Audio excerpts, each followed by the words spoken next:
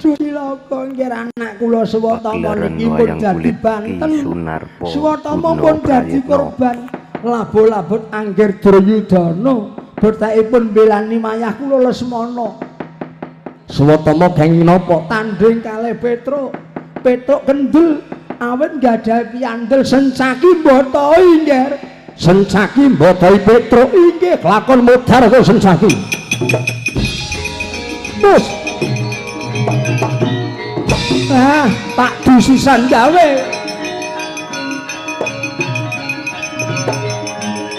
Tonton iki tak du.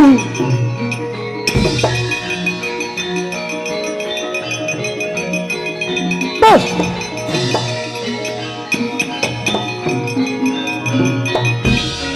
Petruk wedi karo pun Kakang. Jane Petruk wis arep minggat saka papan kene.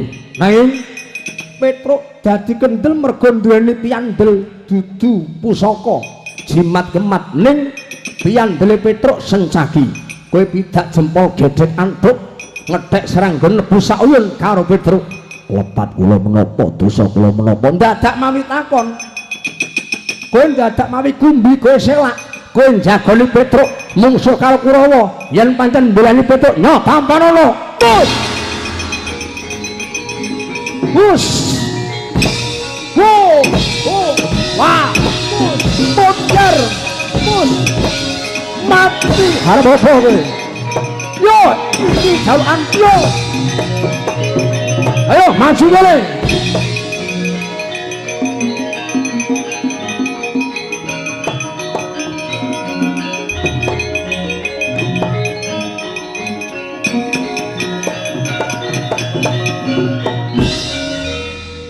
Ngopo kok celila-celili? Kula namung badhe nyuwun pengadilan. Pengadilan piye? Kula tanding kalian Kurawa nanging Koko Prabu Baladewa majeng mboten mangertos kentang kimpuling perkawis. Kula diajar, kula dipun pala sakayange. Sing ngajar sapa? Koko Prabu Baladewa. Karepmu kula badhe nyuwun palilah. Rening Koko Prabu Baladewa menika kadang panjenengan nyuwun idi kula badhe males. Aja Setyaki. Menawi kula mboten dipun keparengaken males niki namine mboten adil. Koko Prabu Baladewa ngidak ngantemi sakayange Sencaki kok ora entuk males. Yen kowe males Koko Prabu Baladewa padha karo karepane karo Kresna.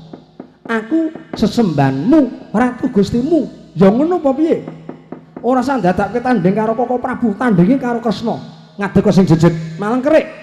Yen pancen karep males, ora perlu ndepok koncane Koko Prabu. Maleso karo Kresna. Niku jenenge ora adil. Ratu jare wicaksana, sing wicaksana nggon ngendi? Kono ngantem kene kok ora oleh ngantem.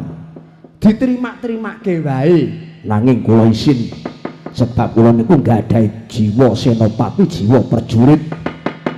Sencaki muntul yen wis dadi kuwanda. Ning yen kula ngantem ajeng males kok mboten entuk niku jenenge napa bener. Saiki ngene wae. Yen kowe arep njaluk adil, tak adili. Dos pundi? Kowe kena males. Kena males. Nanging Koko Prabu mengko ling ngantemi ping pira diitung.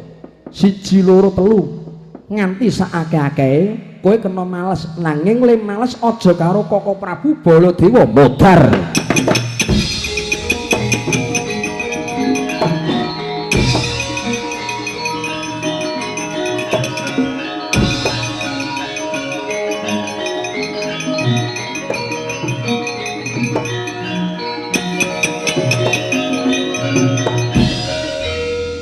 Menawi badhe jotos mang jotos mriki. Menawi badhe dudang mang dudang. Yen badhe ngidak mang ngidak cengkel kula. Edian Sencaki lah kok kowe umuk kok kowe pamer. Mboten lumuk mboten pamer sampeyan adol kula sing tuku. Bagus. Nyo tampanono pecah ndasmu. Siji. Bengkak dadamu. Loro. Modar 10. Lho, ngitung kok pating blencat ora apa-apa, mungsuh aja diatur. Mati 13. Modar 75 mati 92 modar 150 aja mung trimo ngidungi 150 yen pancen iso ayo maleso sencaki Pak Wales modar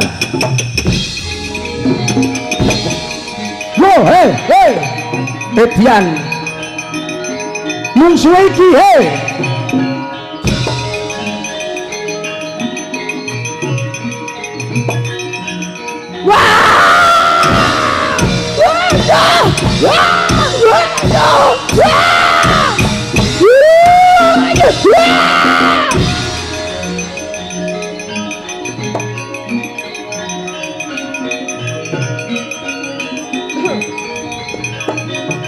sencaki modar we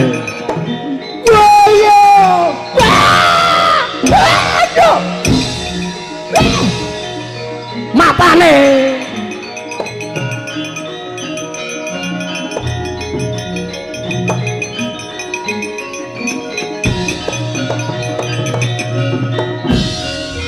weruh napa mboten sampeyan nek wau sore nggih weruh ning bengi niki wong dereng mangan soto nggih dereng weruh kula niku padhake sinten di kula niku kadang sampeyan kula Begawan Durna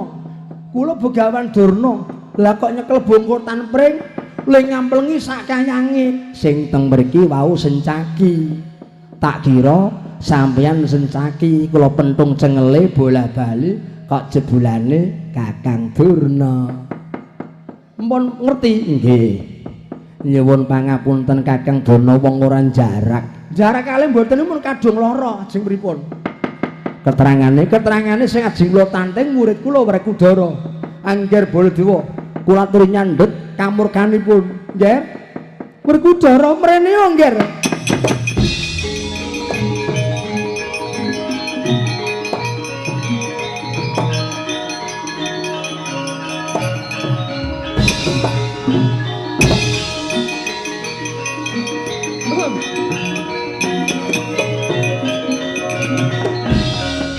Sena Syang Gangkara Suditya Sawara wara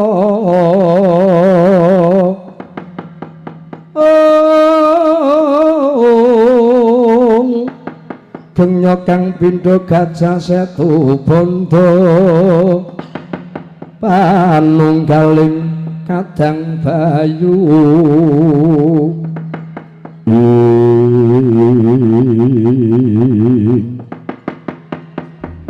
muridku nggar Werkudara Durna bapakku apa kowe wis ngerti kowe wis weruh pun bapa iki dadi kurban merga wengise Petruk wengise sencaki undraning perkara gumantung ana tanganmu Purbawasesa gumantung Werkudara lire yen kowe manut mituhu karo pun bapa kowe tak boyong ana ing Ngastina minangka dadi utusan saka Ngastina tedhak ana ngawangga ngerik sinome calon manten putri ya kuwi Karnamati ning yen dina iki kok keabot karo Janaka kowe badal dawuh karo pun bapa wiwit titiwanci kelunggan iki wis ora ana guru karo murid ning malah kabeh kawruh ngelmumu manjing suruping pati wasana jati kabeh bakal tak jaluk nger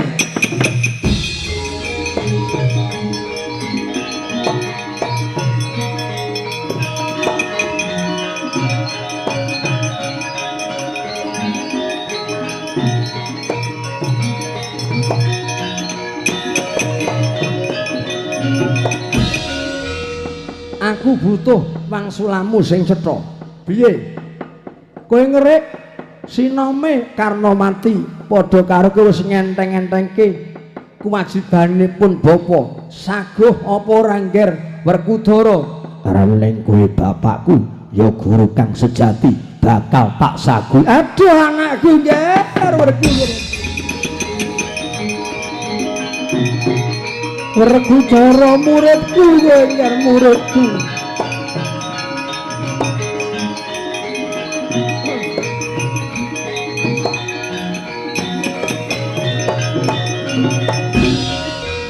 weruh sampeyan nggih mireng Werkudara pripun? Sago niki dadi utusane negara Ngastina. Manjing tengah wangga niki ajeng rik sinami utawa adi-adine karena mati.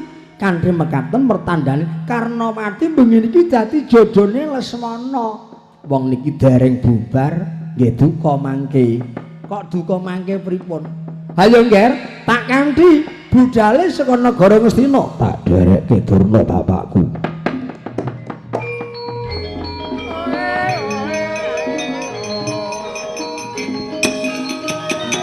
Halo Yer.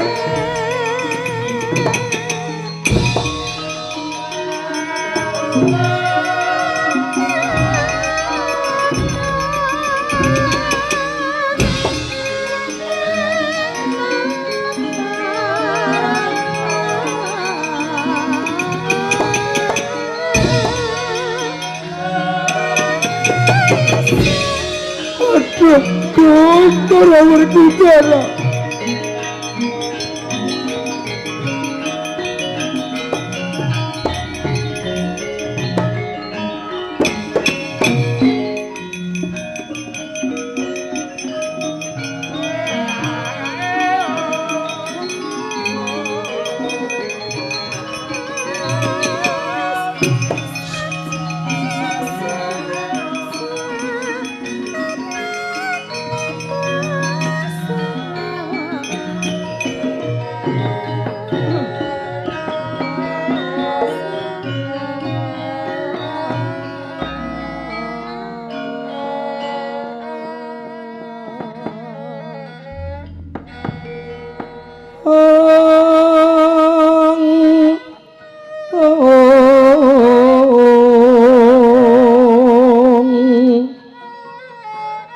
Punapa tamira ingsun Praten Mas Pagong mijil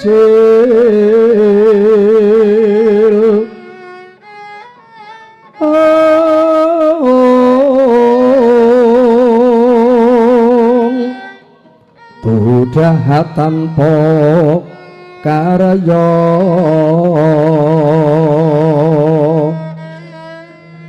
sengkang rinemekan Gusti gelung rinu saksa karya sumawur gambir melati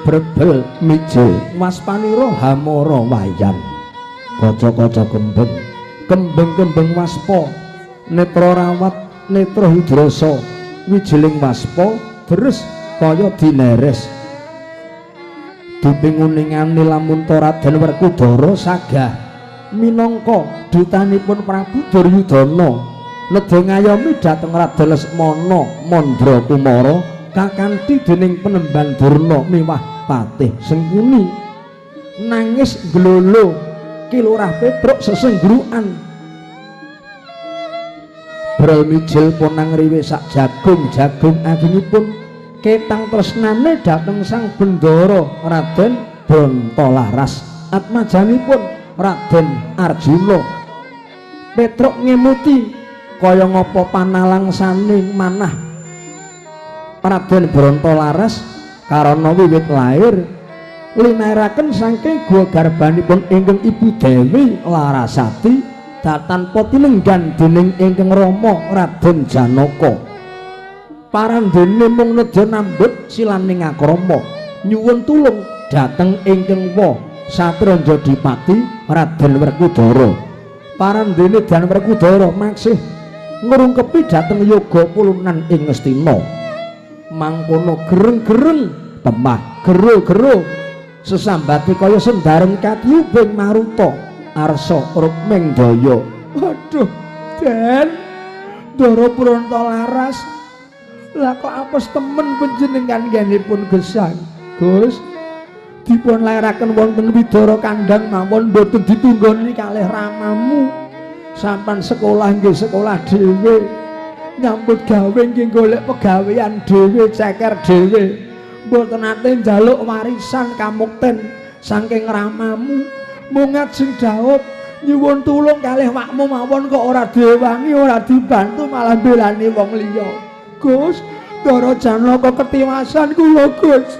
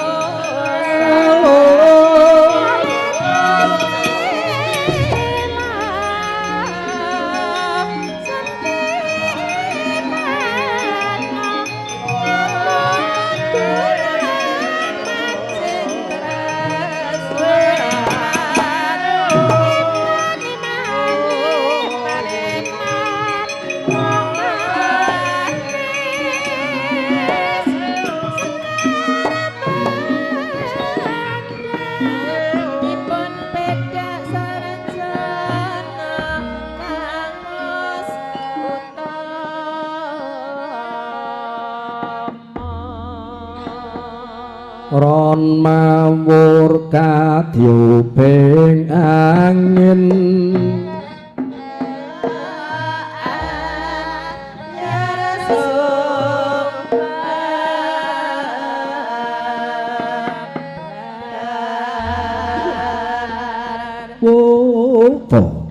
wulung-wulung kakekindang peksi-peksi katrajang silih ungkih ganti kalindih samya gada ginada bindi binindi bantering panggoda trampiling panangkis satemah jumedher swarane yayah nyigar jagat kumeclap jroning antariksa nanging dupi mulat sang tapa panembahan Durna nodi dhateng tekadipun ingkang putra nenggih Raden Werkudara mandi ucape bawaning pendhita kang gendhong umus satemah atine Dian Werkudara rinegem sagegem dadi kaboyong ing negari Ngastina kaya winali ing swasana sambeting kandha ingkang mapan wonten tanah sabrang negari Pageralun Nalendra buta segunung anakan gedene nyeblake sampur tanjak wrangka pacak jangga ngulon parane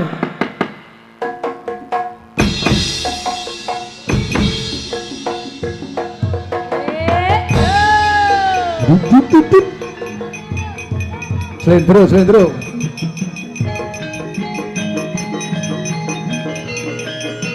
lo